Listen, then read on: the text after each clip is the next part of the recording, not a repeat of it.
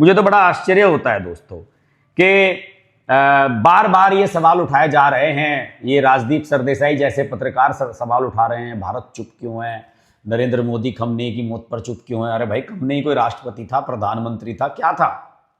आप बताइए तो सही कि भारत को क्यों प्रतिक्रिया देनी चाहिए खमनेई की मौत पर? वो था क्या वहां का? एक लीडर, जैसे हमारे यहां पर एक धार्मिक लीडर है अभिमुक्तेश्वरानंद, सेम उसी तरीके से वहां पर खमनेई। मानते होंगे लोग उनको, हम तो नहीं मानते।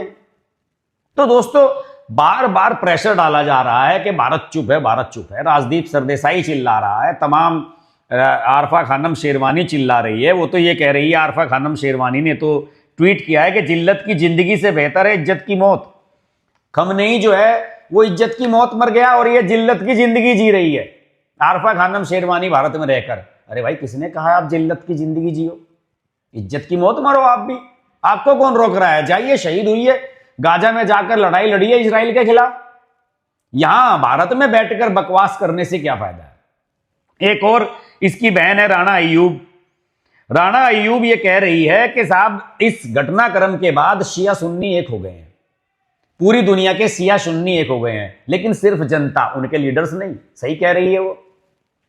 कहने के लिए तो भारत के शिया सुन्नी खमनेई को लेकर स्यापा मचा रहे हैं, रो रहे हैं, लेकिन सारे मुस्लिम कंट्री आपस में भिड़ गए हैं।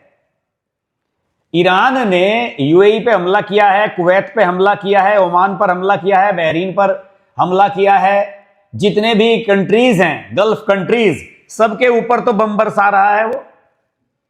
और भारत के मुसलमान कल तक ये कहा करते थे कि यूएई सबसे सेफ दुनिया की जगह है, इसलिए भारत से इतने सारे हिंदू और मुसलमान वहां रह रहे हैं। वहां पर भी बम बरसाए हैं इसने। तो ऐसी स्थिति में आप किसकी तरफ खड़े हुए हैं? जरा अपनी मानसिकता को सोच लीजिए।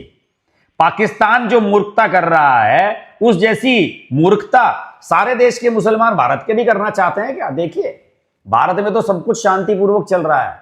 पाकिस्तान में जो कराची में अमेरिकी दूतावास पर हमला करने की कोशिश की, 10-12 लोग ढेर कर दिए वहां पर। भारत में सब सेफ है, इसलिए यहां सबसे ज्यादा बकवास होती है।